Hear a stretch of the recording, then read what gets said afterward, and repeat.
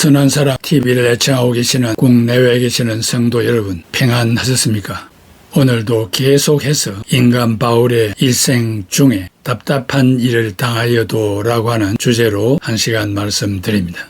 바울이 회개 전에는 자기 나름대로 계산된 삶을 살아왔습니다. 그 이유는 율법주의자라 내가 어떻게 처신하느냐에 따라서 하나님과 사람으로부터 좋은 대가가 온다는 것을 알고 있었기 때문에 철저히 계산된 삶을 살아온 것입니다. 그러나 바울이 개종한 후에는 전혀 다르게 복음주의자로 살았습니다. 복음주의자는 순전히 은혜로 사는 자입니다. 범죄한 인간은 타락하되 선을 행할 수 없도록 양심까지 타락하여 회복의 가능성이 전무하였던 것입니다. 에베소 2장 1절에 허물과 죄로 죽었던 너희를 살리셨도다. 계산된 삶을 사는 자는 자력 구원자이고 은혜의 삶을 사는 자는 타력 구원자입니다. 그래야 인간은 끊임없는 갈등과 불안과 정오와 분노와 시기, 질투와 함께 살아가고 있습니다. 그 이유는 언급한 대로 계산하며 살고 있기 때문입니다. 많은 사람이 씩씩거리고 이를 악물고 원성하는 것은 자기 머릿속에서 저절로 돌아가고 있는 계산기 때문입니다. 산수를 배우면 다음은 수학을 배웁니다. 다음은 중등수학 그리고 고등수학으로 더 빠르고 깊게 돌아갑니다. 사람은 이기적이어서 사사건건 계산기를 두들기고 있습니다. 부부간의 문제도 그렇습니다. 부모와 자식 간에도 마찬가지입니다. 모든 조직체의 모임도 마찬가지입니다. 우리가 행복을 누릴 수 없는 이유는 언제나 머릿속에 계산기를 돌리고 있기 때문입니다. 우리가 이 계산기를 버리지 않는 한 미움과 분노, 갈등과 불안으로 불행할 수밖에 없습니다. 이 시간 우리 모두 머릿속에 잠적해 있는 유한한 계산기를 버려야 합니다. 그런데 바울은 재빠르게 그 계산기를 배설물로 취급하는 데 성공했습니다. 늘 희생하고 손해보는 경천 애인의 사상으로 채우는 데 성공했습니다. 그렇지 않은 인간의 생각으로 사는 존재가 아니라 성령의 인도를 받고 사는 존재로 중생한 신자입니다. 남에게 해준 것, 자식에게 해준 것, 아내에게 해준 것, 공동체에 해준 것을 다 잊어버리고 주님이 하신 것이다 하고 주님께로 맡겨버려야 합니다. 내 머릿속에서 돌아가고 있는 계산기에 따라 움직이지 말고 나를 사랑하여 역사하시는 성령님의 지도를 따라야 합니다. 갈라디아서 5장 16절에 내가 이르노니 너희는 성령을 따라 행하라. 그리하면 육체의 욕심을 이루지 아니하리라. 육체의 소욕은 성령을 거스르고 성령은 육체를 거스리나니 이 둘이 서로 대적함으로 너희가 원하는 것을 하지 못하게 하려 함이라고 했습니다. 신자에게는 절망이 없으며 실망도 없습니다. 제 아무리 큰 위기가 사방으로 우겨 쌓아도 초지일간 변함이 없어야 합니다. 답답한 일은 지난 시간에 말씀드린 대로 사방으로 쌓인다는 표현보다 더 강한 질식하는 상태일 것입니다. 바울은 다메섹 체험 이후 참수당하여 하나님 앞에 서기까지 변함없는 신앙을 유지하였습니다. 두째, 답답한 일을 당하여도 낙심하지 아니하며 여기 답답한 일을 당하여 헬라말로 아폴레오 being perplexed 절망 속에서 또한 어찌할 바를 모르는 상황에서도 실망하지 아니한다는 뜻입니다. 실상 우리는 현실을 살면서 답답한 일을 당할 때가 한두 번이 아닙니다. 기쁨보다 슬픔이 더 많은 세상입니다. 그때마다 해답을 찾지 못하고 방황할 때가 있습니다. 그러나 신자는 이런 상황을 만났을 때 실망하거나 낙심하지 말아야 합니다. 왜냐하면 하나님은 이런 때에 기적의 카드를 준비하고 계시기 때문입니다. 창세기 32장에 야곱은 애굽에서 가족을 이끌고 고향으로 돌아갈 때 형 예서가 400명의 군인을 동원하여 돌아오는 야곱을 죽이려고 기다리고 있다는 소식을 들었습니다. 창세기 32장 7절에 야곱이 심히 두렵고 답답하여 라고 했습니다. 11절에는 내가 주께 간구하오니 내 형의 손에서 나를 건져내시옵소서. 내가 그를 두려워하오면 그가 와서 나와 내 처자들을 칠까 겁내미니다 라고 했습니다. 야곱은 야복강가에서 밤새도록 기도했습니다. 천사가 나타나 환도뼈를 치자 전언자가 되었습니다. 야곱은 그래도 천사를 놓지 않고 기도하였습니다. 야곱 이름의 뜻은 넘어뜨리는 사람입니다. 야곱은 천사와의 싸움에 승리한 결과 계명의 축복을 주셨는데 이스라엘 즉 하나님과 싸워 이긴 자라는 이름을 새로 주셨습니다.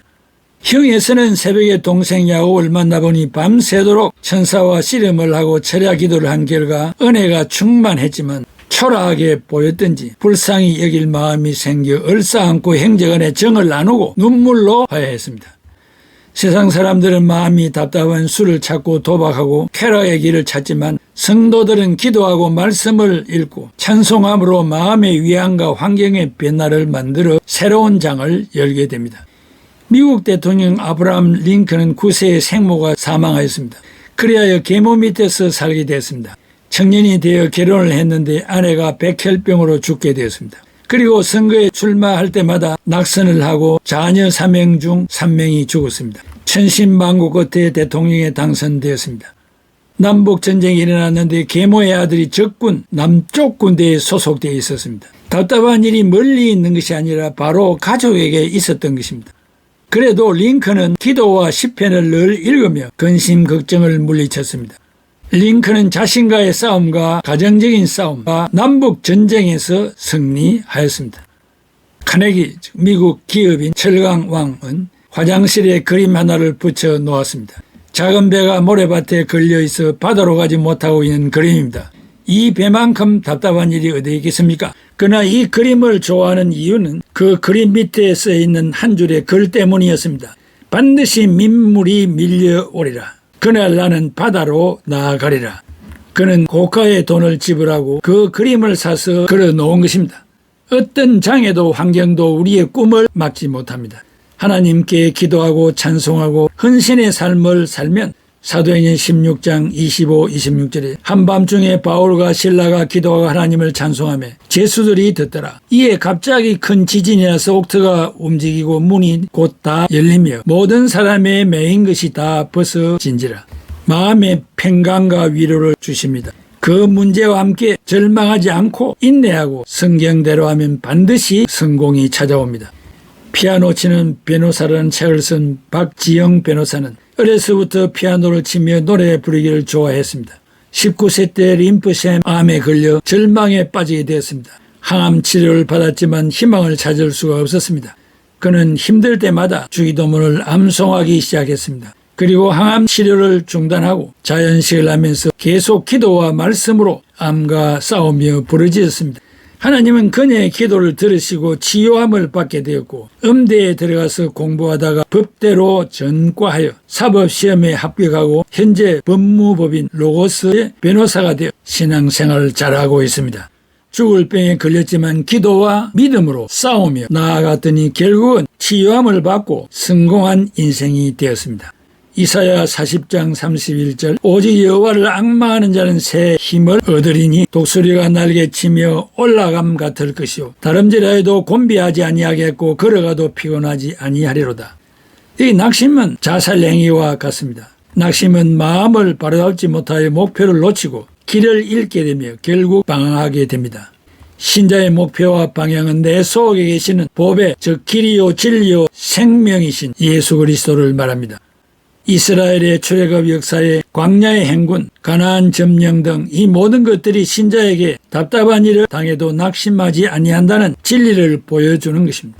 신자는 길이 막혀 죽은 자가 없습니다. 신자들의 마음속에 계시는 보배이신 예수 그리스도는 3일간의 캄캄한 무덤 속에서 사망의 권세를 물리치고 부활하였기 때문입니다.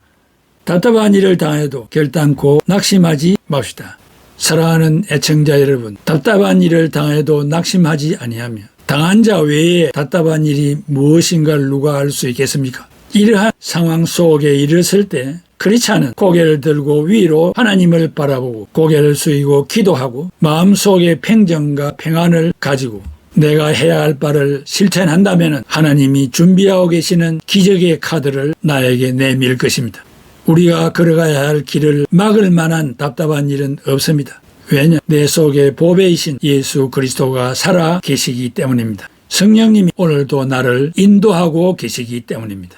성도 여러분, 낙심하지 마십시오. 낭망하지 마십시오. 퇴보하지 마십시오. 중단하지 마십시오. 찬송, 말씀, 기도, 우리의 헌신, 봉사, 희생의 삶을 계속 살아갈 때 나도 모르는 사이에 문제 해결이 열려서 내 앞에 대로가 열릴 것입니다. 기도합시다. 고마우신 아버지 하나님, 은혜와 사랑을 감사합니다. 오늘도 바울 사도가 걸어간 길을 보면서 우리들에게도 새로운 힘과 용기를 허락해 주신 것을 감사합니다. 답답한 일을 당해도 낙심하지 아니하는 애청자들이 다 되게 하여 주시옵소서. 예수 그리스도의 이름으로 기도하옵나이다. 아멘. 주 예수여 은혜를 내려주사 곧 충만케 하옵소서.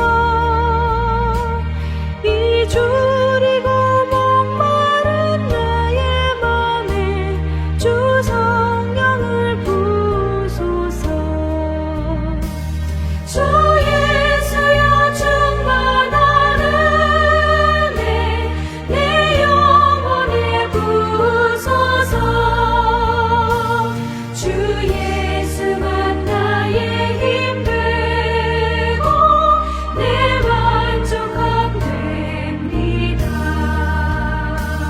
주 예수여 죄에서 풀어주사 날 정결케 하옵소서. 이 세상에